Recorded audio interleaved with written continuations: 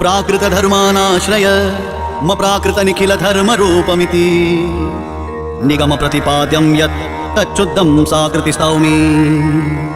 कलिकालतमश्चन्न दृष्टित्वाद्विदुषामपि सम्प्रत्य विषयस्तस्य महात्म्यं समबोधभुवि दयया निजमाहात्म्यं करिष्यन् प्रकटन् हरिः वाण्या यदा तदा स्वास्यं प्रादुर्भूतं चकारहि तदुक्तमपि दुर्बोधं सुबोधं स्याद्यथा तथा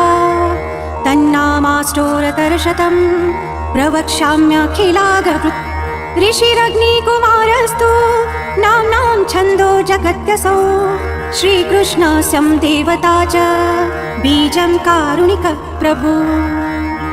विनियोगो भक्तियोगः प्रतिबन्धविनाशने कृष्णाधरामृतास्वाद सिद्धिरत्र न संशयः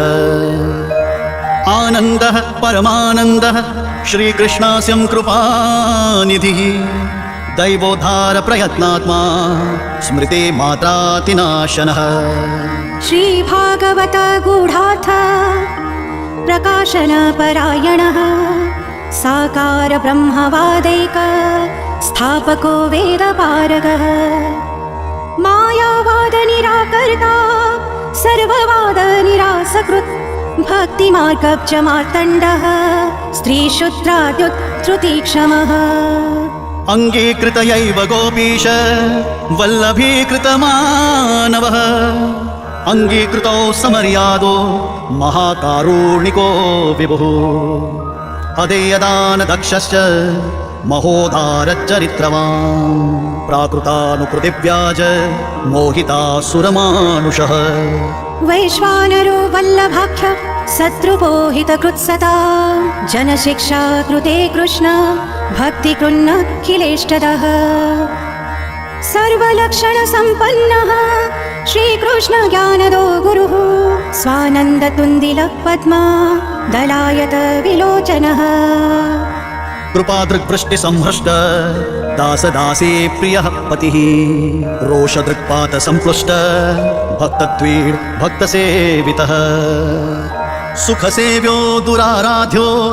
दुर्लभान्द्रिसरोरुहः उग्रप्रतापो वाक्सीधु पूरिताशेषसेवकः श्रीभागवत पीयूषा समुद्रमथनक्षमः तत्सारभूतरासस्त्री भावपूरितविग्रह सान्निध्यमात्रदत्त श्री कृष्णप्रेमा विमुक्तिदः रासलीलैकतात्पर्यः कृपयै तत्कथाप्रदः विरहानुभवैकार्थ सर्वत्यागोपदेशकः भक्त्याचारोपदेष्टा च कर्ममार्गप्रवर्तकः यागादौ भक्तिमार्गैक साधनत्वोपदेशकः पूर्णानन्दः पूर्णकामो वाक्पतिर्विबुधेश्वरः कृष्णनाम सहस्रस्य वक्ता भक्तपरायणः भक्त्याचारोपदेशार्थ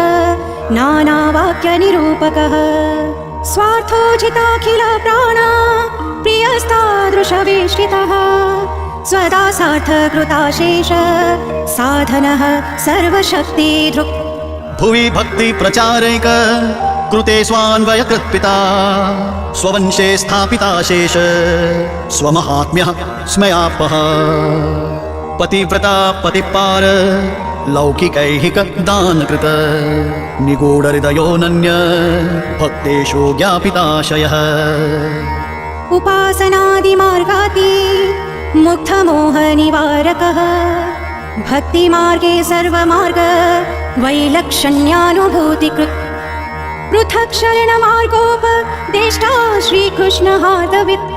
प्रतिक्षणनिकुञ्जस्थ लीलारससुपूरितः तत्कथा क्षिप्तचित्तस्तत् द्वे स्मृतान्यो व्रजप्रियः प्रियव्रजस्थितिः पुष्टि लीलाकर्तारः प्रियः भक्तेच्छापूरक सर्वा ज्ञातलीलोतिमोहनः सर्वासक्तो भक्तमात्रा सक्तः पतितपावनः स्वयशोगानसंहृष्टा हृदयाम्भोजविष्टरः यश पीयूषलहरी प्लावितान्य रसपरः लीलामृतरसाद्रादि कृताखिल शरीरभृत् गोवर्धन स्थित्युत्साह तल्लीला प्रेमपूरितः यज्ञभोक्ता यज्ञकर्ता चतुर्वर्ग विशारदः सत्यप्रतिज्ञस्त्रिगुणा तीतो नय विशारदः स्वकीर्तिवर्धनस्तत्त्व सूत्रभाष्य प्रदर्शकः मायावादाख्यतोलाग्नि ब्रह्मवाद निरूपकः अप्राकृताखिला कल्पा भूषितः सहजस्मितः त्रिलोकी भूषणं भूमि भाग्यं सहज सुन्दरः अशेष भक्त सम्प्रार्थ्य चरणाब्जरजोधनः इत्यानन्दनिधे प्रोक्तं नाम्नामष्टोत्तरं शतम् श्रद्धा विशुद्ध बुद्धिर्य पठत्यनुदिनं जनः सतदेकमनाः सिद्धि मुक्तां प्राप्नोत्यसंशयम् तत्प्राप्तो वृथा मोक्ष तदप्तौ तद्गतार्थता अतः सर्वोत्तमं स्तोत्रं जप्यं कृष्णरसार्तिभिः इति श्रीमदग्निकुमारप्रोक्तं श्रीसर्वोत्तम स्तोत्रं सम्पूर्णम्।